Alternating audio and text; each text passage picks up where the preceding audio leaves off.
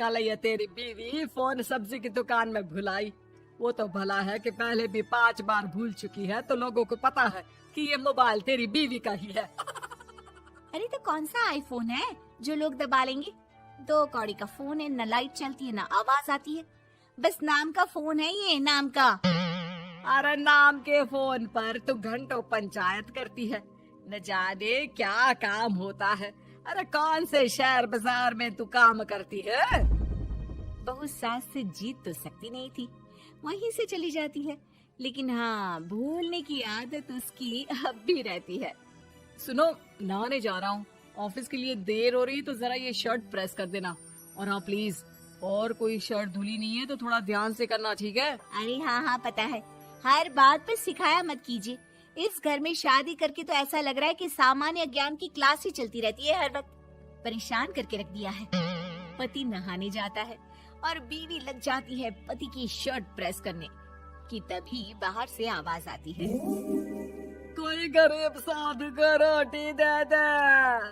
अरे बाबा भूखा खड़ा है तेरे द्वार देवी, बाबा को भिक्षा देकर पुण्य कमा ले देवी। ओहो, ये तो पुण्य की बात है कि बाबा दरवाजे खड़ा है। अब इसकी आवाज सासू माँ को सुनाई नहीं देगी, लेकिन मैं और ये कमरे में हल्के से बात कर ले तो क्या? अरे घूसी चली आती है। चलो पहले बाबा को ये रोटी दे देती हूँ। अब क्या था, रिंग की जाती है बाबा को रोटी देने, लेकिन पीछे छोड़ जाती है पति की शर्ट के ऊपर प्रेस, वो भी गर्मा गर्म। अरे बाबा रोटी तो ले लो, बस ये बता दो कि मेरी किस्मत कब जगेगी। ससुराल में हालात टेबल टेनिस के बॉल की तरह हो गए हैं। कभी कोई इधर फेंकता है तो कभी कोई उधर फेंकता है, कोई इधर मारकर उधर फेंक देता है। समझ में ही नहीं आ रहा कि ये भूलने की आदत कैसे ठीक होगी। कोई उपाय हो तो बता दो ना बाबा। बाबा घर के अंदर देखते हैं तो 1 घंटे बाद टीवी पर गजनी फिल्म शुरू होने वाली होती है। याद है ना, गजनी फिल्म जिसमें आमिर खान को भूलने की बीमारी होती है और वो हर बात को लिख कर याद रखता है। अरे बेटे, हम बाबा हैं, हर किसी सवाल और जीवन में दुख परेशानी का निजात है हमारे पास। तुम एक काम करो, 1 घंटे बाद टेलीविजन के सामने बैठ जाना और जो फिल्म देख रही हो ना देख लेना, तुम्हें तुम्हारे सारे सवालों के जवाब मिल जाएंगे। अलग निरंजन, निकालो खाना, सलाह देने की दक्षिणा भी। अरे बाबा, जीवन से ये वाली समस्या खत्म हो जाए तो समझिए मेरे घर से आपका लंच पैक शुरू, वो भी बिल्कुल फ्री में। तभी अंदर से पति के जोर जोर से चीखने की आवाज आती है। अरे क्या मजाक बना रखा है तुमने? ये क्या है, पूरी शर्ट जला दी। तंग आ गया हूँ मैं तुम्हारी भूलने की आदत से। हे भगवान, ये मेरा गधा जैसा बेटा सारा दिन जितनी कमाई नहीं करता उतना तो ये लड़की नुकसान करवा देती है।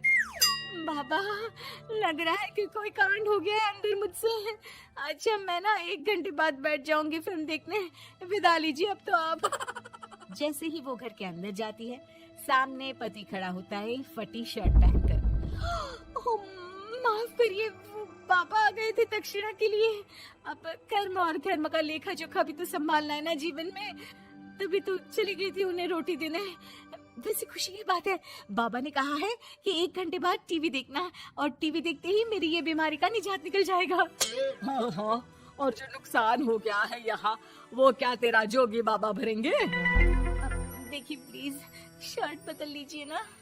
नहीं, आज तो मैं ऐसे ही जाऊंगा, ताकि लोगों को भी पता चले कि कैसी भुलक्कड़ बीवी के साथ निभा रहा हूँ मैं। शुक्र मानो कि छोड़ा नहीं है तुमको। पति की ये बात तो अब रिंकी के तन बदन में लग जाती है। वो सोच लेती है कि अब किसी भी हालत में वो अपनी ये भुलक्कड़पन की बीमारी को खत्म करेगी। फिर क्या था, पति तो फटी शर्ट पहनकर चला जाता है और 1 घंटे बाद बहू कमरे में सो रही होती है कि सास आ जाती है। अरे भुलक्कड़, तुझे तो फर्क नहीं पड़ता, लेकिन हम लोग परेशान हो चुके हैं। जा, तेरा बाबा बोल रहा था ना 1 घंटे बाद टीवी देखना, तो जा देख, क्या पता कुछ सुधार हो जाए। बहू टीवी खोलती है तो सामने चल रही होती है गजनी फिल्म, जिसमें आमिर खान शरीर में या दीवार में लिखकर अपनी चीजों को याद रखता था। उत्तरी, वाह, ये तो सच में बड़ा सही आइडिया है। इससे मुझे याद रहेगा कि क्या करना है और क्या नहीं। अब तो मैं भी सब सीख लिया करूंगी। वो टीवी बंद करके किचन में जाती है कि सास की आवाज आती है। अरे तेरी बुआ सास आ रही है, खाना बना लेना उसके लिए भी। जी माँ जी, बिल्कुल बना लूंगी। और सुन, वो कल वाला जो आटा बचा था ना, उसकी 2 रोटी बुआ सास के लिए बना देना। आटा पड़ा पड़ा खराब ही हो रहा है। बहू फटाफट रोटी बनाती है, लेकिन तभी उसे ध्यान आता है कि बुआ सास की रोटी तो पुराने आटे से बनानी थी। वो पुराना आटा लेकर रोटी बनाकर उस पर पेन से लिख देती है, पुराने आटे की रोटी बुआ जी के लिए। अरे क्या बन रहा है खाने में? भाभी, आपकी बहू की क्या हाल है? भूलने की बीमारी कम हुई या ऐसे ही तबाही मचा रखी है? अरे क्या बताए, अब आज किसी बाबा से उपाय पता किया है, देखो जरा। भाभी, आप ही हो जो संभाल रही हो ऐसी बहू।